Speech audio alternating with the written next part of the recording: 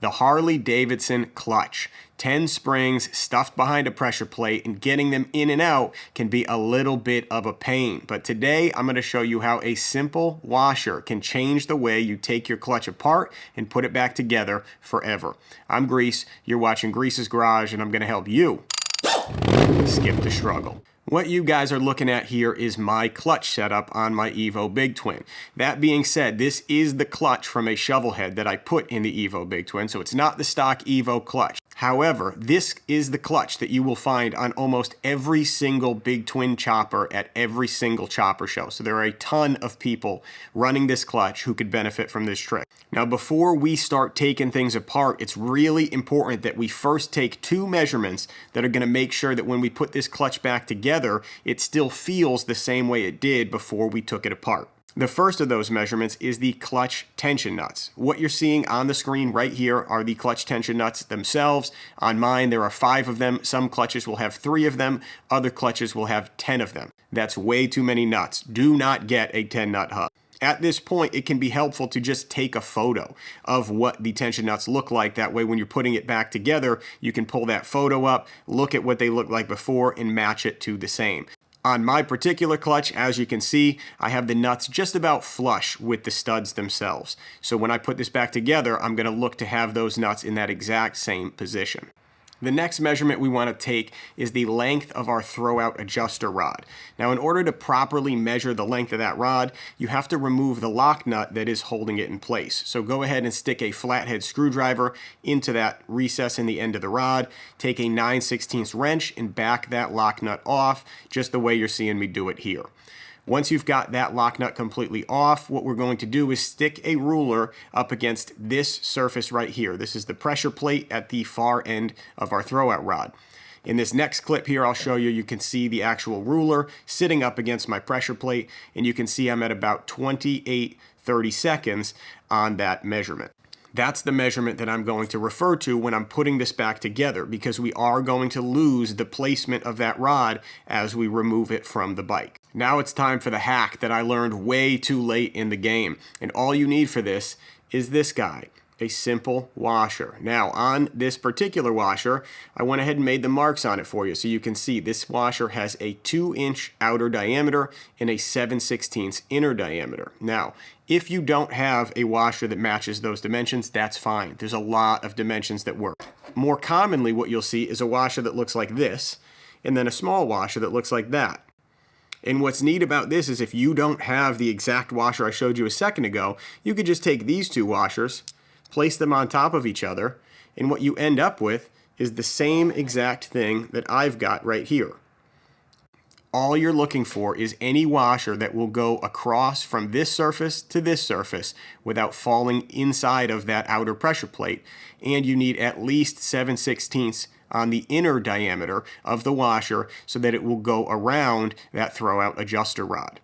So let's get started. The first thing we're going to do is put a flathead screwdriver in our throwout adjuster rod, and we are going to spin it out, because as you can see in this clip, if it's sitting inside of that outer pressure plate, you can get the washer on, but there's no threads showing for you to actually get the lock nut onto that adjuster rod. So back it out, just like you're seeing me do this here, until you can see some threads, and then go ahead and spin that lock nut over the washer and onto that throwout adjuster rod, and then take your 9/16 wrench and you're going to snug it up tight. The way you know you have it tight enough is when you can use your fingers like I'm doing here and twist these tension nuts back and forth. That lets you know that you have put enough tension that you've taken all of the pressure off the tension nuts. And now we can go ahead and back those tension nuts completely off of the shaft. So grab your 9/16 wrench, or you can use a 9/16 socket like you're seeing me do here, and go through all 5 or all 3, however many you have. This, by the way, is the reason I never understand why people like those 10-finger hubs. It is so many nuts to remove. It's a total pain. Go with a 3-finger or go with a 5-finger. Spin those nuts all the way off, and then you are ready for the last step. Now that you've got all the tension nuts removed, you are ready to just grab your outer pressure plate and the inner pressure plate and slide them off of the shaft. All 10 of those annoying springs that are such a pain to get in and out are now trapped between those two pressure plates, and it can all stay as one single solid assembly. And you can now access and work on the rest of your clutch plates or go deeper into the clutch. Now, I made this video primarily to show you this hack with this washer that saves you time when taking your clutch apart. But while I've got the clutch apart, I wanted to share one quick tip with you that you might be doing if you are removing your outer clutch, and that is cleaning your plates. This is the primary reason why I find myself taking the outer clutch off. And as you can see, I have a dry clutch. Now, the way you service a dry clutch is just to clean the plates with acetone. Now you can see I've got on this table a bottle of acetone, one friction disc, and then one clutch plate. This is a metal plate, and then the friction disc is sort of a ceramic composite material. And all we need to do when you're dealing with a dry clutch is take some acetone, pour it on a rag, and then wipe those clutch plates down. And you can see on this rag right here, it is completely filthy. Dry clutches tend to get very dirty. It's just the nature of the beast, but take that acetone, wipe both sides of your clutch plates, wipe both sides of the friction disc, and then once you've got all of your plates and your discs clean, you can reinstall all of it, and now I'll show you how we put it all back together. Now don't skip this reassembly part because there is a quick tip in how you reassemble this. The first thing we're going to do is take that whole outer clutch assembly and we're going to slide it back onto the hub. Now that we've got these two pieces meshed back together, it's time to put the clutch tension nuts back on. But this is the time to consult that photograph you took of where your clutch tension nuts were set before you took them off. Taking my bike as the example, my clutch tension nuts were pretty much flush with the studs. Now you might think, okay, I'll just go ahead and put it back flush with the studs. Don't do that. The reason we don't do that is because this is a measurement we want to sneak up on. And the reason for that is because you want to know that all of the tension nuts are the same number of turns on. So I'm going to show you how we do that. I'm going to put my tension nuts on so that they are just under flush. Once I've got them set there, I'm going to take the pressure off of the lock nut in the center, and I'm going to remove that lock nut, and I'm going to remove the washer. What that's done is put the tension back onto the tension nuts where it's supposed to go.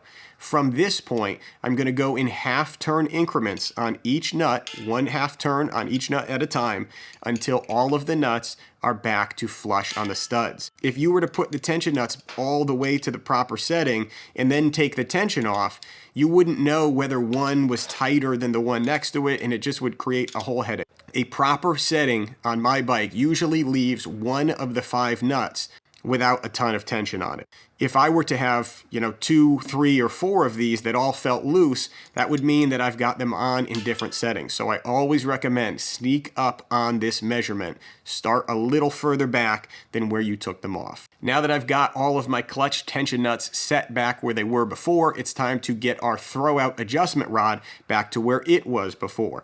So I'm going to put this ruler back up against my pressure plate, and I'm just going to spin this rod, as you're seeing in this clip right here, until it lines up at that 28-30 seconds mark. If you don't have a ruler that measures in super precise increments, another way that you can find this measurement is that as you are turning this throwout adjuster screw in, your pedal is going to be raising back up. So a second benchmark you could use to know that you have the right setting is once you get your pedal back up to the point where it was before you started, that can be another guide for you to know that you have this throwout adjuster screw in the right position. All that's left to do now is to take our lock nut, put it back on that throwout adjuster rod, spin it down until it's about tight, and then put the flathead screwdriver in the adjuster rod, take that 9/16 wrench, and give that lock nut a good snug fit so that your clutch does not shake its way out of alignment as you're going down the road. And that is it, guys. That is how you remove your outer clutch assembly without fussing with all the springs. Now, if you are having a problem with clutch adjustment, you feel like your clutch pedal isn't smooth